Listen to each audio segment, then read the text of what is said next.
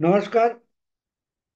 मेरा नाम भाऊ तोरसेकर और आप देख रहे हैं प्रतिपक्ष और प्रतिवाद। क्योंकि मैंने प्रतिवाद ये सिर्फ हिंदी भाषा के लिए अलग से चैनल शुरू किया है और 15 अगस्त के बाद मेरे हिंदी वीडियो सिर्फ प्रतिवाद पर रहेंगे, प्रतिपक्ष पर नहीं रहेंगे। दोस्तों, आज एक बात मुझे समझाना जरूरी लगता है, क्योंकि चुनाव के नतीजे आने के बाद की जो राजनीति है वो जिस ढंग से चल रही है वो समझना है तो कुछ बातें बारीकी से देखनी पड़ेगी। एक बात तो साफ हो गई कि मुस्लिम वोटर ने जोर शोर से पूरी ताकत लगाकर बीजेपी को हराने की कोशिश की है और उसका फायदा इंडी अलायंस या अखिलेश यादव, ममता बनर्जी और कांग्रेस पार्टी को मिला है। जो कांग्रेस पार्टी देश का सबसे बड़ा राज्य माना जाता है उत्तर प्रदेश, वहां खत्म हो चुकी थी, नामशेष हो गई थी, वहां कांग्रेस का फिर से रिवाइवल हुआ है। और कांग्रेस का रिवाइवल हुआ है, कुछ 6-8 सीटें उनकी चुनकर आई है। पिछले चुनाव में तो अकेली सोनिया गांधी जीत गई थी, लेकिन 2009 में कांग्रेस पार्टी उत्तर प्रदेश की सबसे बड़ी पार्टी बनकर उभरी थी और बीजेपी चौथे नंबर पर चली गई थी। लेकिन इस दरमियान यानी पिछले 3 दशकों में उत्तर प्रदेश में दो प्रादेशिक पार्टियां राज्य की बड़ी पार्टियां बनकर उभरी। उसमें समाजवादी पार्टी और बहुजन समाज पार्टी, इन दोनों का समावेश होता है। और ये होते होते कांग्रेस बिल्कुल वाइप आउट हो गई, क्योंकि कांग्रेस का जो वोटर बेस था, दलित, पिछड़ा, ब्राह्मण और मुस्लिम, वो आहिस्ते आहिस्ते कांग्रेस की तरफ से खिसकता गया। उसमें से मुस्लिम वोटर जो है यूपी में कुछ 20% के आसपास मुस्लिम वोटर है, जो कांग्रेस का कोर वोटर हुआ करता था। यानी पक्का वोटर अगर कांग्रेस का कोई होता था तो वो मुस्लिम वोटर होता था। वो बाबरी टूटने के बाद आहिस्ते आहिस्ते मुलायम सिंह के पास चला गया। मुलायम सिंह ने समाजवादी पार्टी नए सिरे से बनाई, जो मुस्लिमों की पार्टी करके ही पहचानी गई। यादव और मुस्लिम, ये नया एक समीकरण उन्होंने बनाया, तो मुस्लिम उनके साथ चले गए। आगे चलकर काशीराम और मुलायम, इन्होंने हाथ मिलाया तो कांग्रेस की तरफ से दलित वोटर भी खिसक गया। मायावती का नेतृत्व उत्तर प्रदेश में उभरा और काशीराम जाने के बाद तो बहुजन समाज पार्टी की सर्वे सर्वा नेता तो मायावती बन गई। और उसके बाद कांग्रेस का जो कोवर वोटर हुआ करता था, पिछड़ा, दलित और मुस्लिम, वो पूरा का पूरा कांग्रेस के हाथ से निकल गया। ब्राह्मण बीजेपी के साथ चला गया। तो आहिस्ते आहिस्ते करके 2014 में उत्तर प्रदेश की कांग्रेस राहुल गांधी और सोनिया गांधी, इनके दो चुनाव क्षेत्र तक सीमित हो गई। उनका कोई वोटर बेस ही बचा नहीं पूरे राज्य में, पूरे राज्य में बचा नहीं। तो वो वोटर बेस 2024 के चुनाव में वापस लौटता हुआ दिखाई दे रहा है। अब तो एक बात है कि 80 में से कुछ 32 सीटें बीजेपी को मिली है और 37 सीटें अखिलेश जीत गए।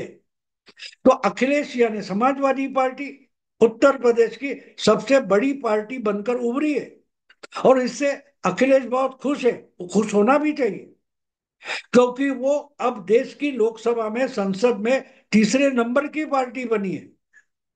240 बीजेपी, कांग्रेस 99 और 37 37 एमपी अखिलेश के यानी समाजवादी पार्टी के हैं। तो उनको तो खुश होना पड़ेगा, क्योंकि उन्होंने पहली बार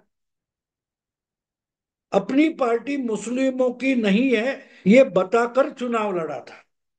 ये पहला चुनाव कांग्रेस समाजवादी पार्टी बनने के बाद का है जब समाजवादी पार्टी ने कम से कम मुस्लिमों को उम्मीदवारी दी थी, टिकट दिए थे और ओपनली बोले थे कि हमको पार्टी अभी बनानी है तो मुस्लिमों को पार्टी को ताकत देकर पार्टी की ताकत बढ़ानी चाहिए, क्योंकि ये पार्टी तो है ही मुस्लिमों की और यादवों को भी।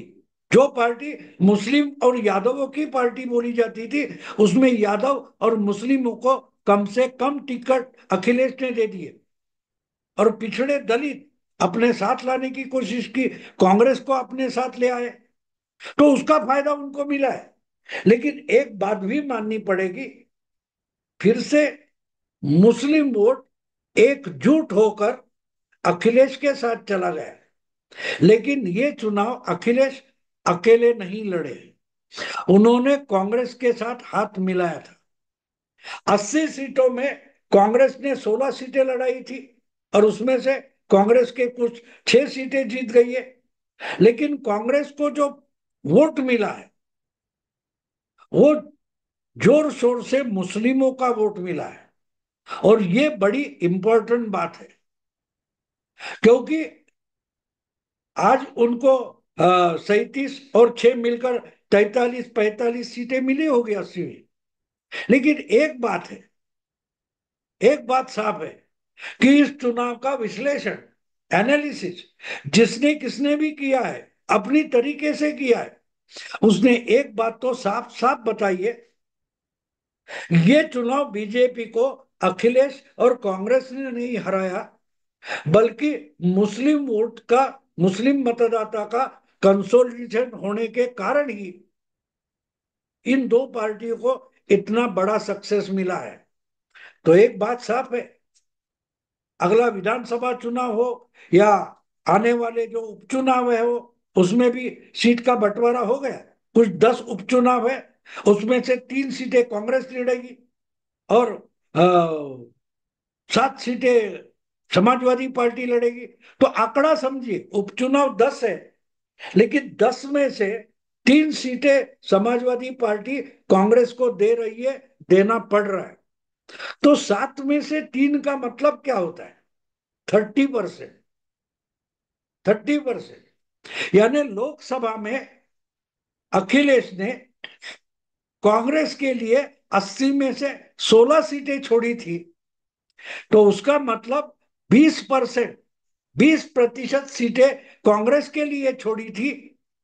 और कुछ महीने बाद होने वाले जो उपचुनाव है, उस उपचुनाव में अखिलेश को 10% बढ़ाकर देना पड़ रहा है। ये उपचुनाव है, अभी डिक्लेयर भी नहीं हुए, क्योंकि जो एमएलए एमपी बन गए उन्होंने अपनी सीटें विधानसभा की खाली कर दी, उस पर वो उपचुनाव होने वाले हैं। लेकिन उसकी घोषणा नहीं हुई है, प्रोग्राम डिक्लेयर नहीं हुआ है। फिर भी कांग्रेस और अखिलेश मिलकर ये चुनाव पूरी ताकत से लड़ाना और जीतना चाहते हैं, और इसलिए जब तक घोषणा भी नहीं हुई है उसके पहले उपचुनाव के सीटों का बंटवारा उन्होंने पूरा कर दिया है। लेकिन उस बंटवारे का जो आंकड़ा है वो हमें समझना पड़ेगा, वो समझना पड़ेगा कि जिस लाचारी से राहुल गांधी और कांग्रेस ने उत्तर प्रदेश के 80 सीटों में सिर्फ 16 सीट लेकर 64 सीटों पर अखिलेश को सपोर्ट किया था, 80% सीटों पर अखिलेश को सपोर्ट किया था, उसी अखिलेश को कांग्रेस दबाना शुरू कर दिया कांग्रेस ने। और इसलिए उपचुनाव की घोषणा भी नहीं हुई, उसके पहले ही कांग्रेस ने 10% सीटें बढ़ा कर लिए। अगर आज विधानसभा के उपचुनाव में कांग्रेस 10% सीटें बढ़ाकर मांग रही है, तो जैसे जैसे अगले 2 साल में, 3 साल में विधानसभा चुनाव नजदीक आ जाएगा, जनरल इलेक्शन उत्तर प्रदेश का सामने आ जाएगा, तब कांग्रेस कितना बढ़ाकर सीटें मांगेगी, ये हमें समझना जरूरी है। और इसीलिए मैंने बोला है कि ये उत्तर प्रदेश का लोकसभा चुनाव का नतीजा और उपचुनाव के जो आंकड़े हैं, सीट का बंटवारा है, वो समझना जरूरी है। क्योंकि कांग्रेस भी अखिलेश को दिखाना चाहती है कि भैया, लोकसभा चुनाव में बड़ा सक्सेस मिला है तो सिर्फ तुम्हारे कारण नहीं मिला है, हमारा गठबंधन हुआ उसका फायदा हुआ है। लेकिन गठबंधन के पीछे जो एक विश्वास की ताकत मतदाता ने देखी, उसमें मुस्लिम मतदाता अधिकतर है, और मुस्लिम मतदाता फिर से समाजवादी पार्टी के पीछे आ रहा है, तो उसका कारण कांग्रेस है। और इसलिए अगर ये गठबंधन कायम चलाना है, कायम रखना है, तो अखिलेश को उसकी ज्यादा कीमत अदा करनी पड़ेगी। और यही बात इस अघोषित उपचुनाव के सीट के बंटवारे में हमें दिखाई दे रहा है। ठीक है। अरे एक बात है, क्यों क्यों ना करे कांग्रेस, क्यों ना करे, क्योंकि कांग्रेस को भी सिर्फ बीजेपी को हराना नहीं है। जिस उत्तर प्रदेश में अपनी ताकत रखते हुए कांग्रेस देश पर 50 साल राज कर पाई, उस उत्तर प्रदेश में कांग्रेस को फिर से अपने पैरों पर खड़ा करना, उभार देना, यही तो कांग्रेस का टारगेट है, लक्ष्य है। तो अगर कोई मित्र पक्ष बनकर साथ में आ रहा है, तो उसका ज्यादा से ज्यादा फायदा उठाना, ये तो कांग्रेस की राजनीति होगी और होनी भी चाहिए। बात यह है कि इतनी जल्दी अगर कांग्रेस खुद को असर्ट कर रही है, अखिलेश पर दबाव डाल रही है, तो अखिलेश भी अपनी तरीके से रेजिस्ट नहीं कर पा रहे, तो बात साफ है, विधानसभा चुनाव आने तक ये दो पार्टियां क्या अपने पुराने 1 साल पुरानी जो दोस्ती है वो निभा पाएगी? क्योंकि कोई भी पार्टी अपना खुद का बहुमत चाहती है। समाजवादी पार्टी हो अखिलेश की, वो भी खुद की ताकत बढ़ाना चाहती है। आपको याद होगा तो 2017 का जो चुनाव हुआ था, उस वक्त राहुल गांधी खुद की ताकत पर यूपी जीतना चाहते थे। प्रशांत किशोर की मदद उन्होंने ले ली थी। प्रशांत किशोर जैसे रणनीतिकार को करोड़ों रुपए उन्होंने दिए थे और बोले थे चलो हमको जिता दो उत्तर प्रदेश में, कांग्रेस को अकेले का बहुमत लाना है। कुछ फायदा नहीं हुआ, कुछ फायदा नहीं हुआ, क्योंकि कांग्रेस के पास उत्तर प्रदेश में कोई संगठन बचा ही नहीं था। बहुत सारे नेता पार्टी छोड़कर गए थे। और 2014 का जो बुरा पराजय हुआ था, उसके बाद तो उत्तर प्रदेश की कांग्रेस हिम्मत ही हार चुकी थी, हिम्मत ही हार चुकी थी।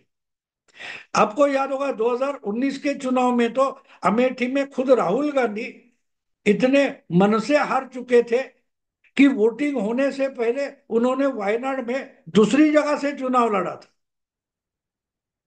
लेकिन उससे उभरने के लिए और फिर से अगर दिल्ली की सत्ता लानी है, तो उत्तर प्रदेश में पार्टी को खड़ा करना, ये राहुल गांधी के दिमाग में बहुत पहले से 2012 से है। 2012 में दिग्विजय सिंह को लेकर राहुल गांधी 6 महीने से उत्तर प्रदेश में डेरा डाले बैठे थे, जब मायावती उत्तर प्रदेश में मुख्यमंत्री हुआ करती थी और बीएसपी का खुद का बहुमत था, उनकी सरकार थी। उस वक्त राहुल गांधी 6 महीने से उत्तर प्रदेश में डेरा डालकर बैठे थे, दिग्विजय सिंह उनका मार्गदर्शन कर रहे थे, लेकिन बुरी तरह से हार गए।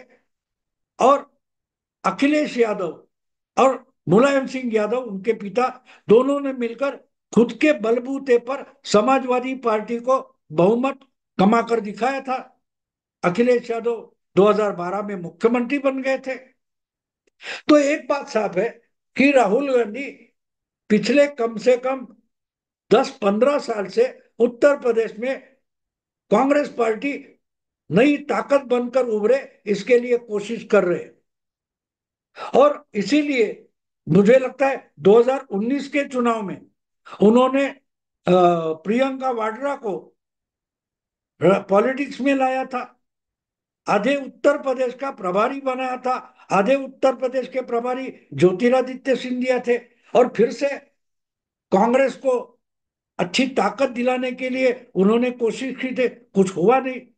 तो एक बात साफ है, जिस ढंग से अखिलेश फिर से मुख्यमंत्री बनना चाहते हैं और फिर से विधानसभा में अपनी ही पार्टी का बहुमत एस्टेब्लिश करने की कोशिश कर रहे हैं, तो राहुल गांधी भी अलग नहीं है। वो अखिलेश के साथ गए हैं। कांग्रेस ने समाजवादी पार्टी से हाथ मिलाया है, तो सिर्फ बीजेपी को और मोदी को हराना, योगी को हराना, यही तो लक्ष्य नहीं है। लक्ष्य और भी है, अपनी पार्टी पूरी ताकत से खड़ी करना, अपना खुद का बहुमत उत्तर प्रदेश में हो, उत्तर प्रदेश में सबसे बड़ी पार्टी कांग्रेस हो, ये भी राहुल गांधी का उद्देश्य है, टारगेट है। और उसमें उनको अखिलेश की मदद चाहिए। लेकिन अखिलेश भी जो बहुमत गवा बैठे पिछले 8 साल से, वो मुख्यमंत्री पद से हटे हुए 7 साल से, तो उनको भी फिर से अपनी पार्टी का बहुमत लाकर मुख्यमंत्री बनना है। तो ये दोनों दोस्त बने हैं। वो बीजेपी को सत्ता से दूर रखना चाहते, लेकिन जो सत्ता आएगी वो सत्ता उनको अकेले को भी चाहिए। यानी जब सत्ता आएगी तो उसमें राहुल गांधी को अखिलेश का हिस्सा ना हो, ऐसा लगता है। और अखिलेश भी मानते हैं कि अगर उत्तर प्रदेश में सरकार बनेगी तो उसमें समाजवादी पार्टी ही सर्वे सर्वा हो।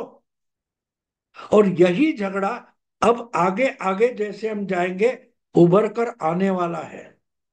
क्योंकि एक बात होती है, हमेशा जो सक्सेस होता है, जीत होती है, वो जीत पर हावी होना हर कोई चाहता है। जब हम हाथ मिलाकर कोई लड़ाई करते हैं और जीत जाते हैं, तो उसके बाद जो दोस्त होते हैं वो दोस्त रहना बहुत मुश्किल हो जाता है। क्योंकि फिर सामने लड़ने वाला कोई नहीं है, तो आपस में लड़ना जरूरी हो जाता है, आपस में लड़ाई छिड़ जाती है। और मैं मानता हूं कि जो उपचुनाव होने जा रहे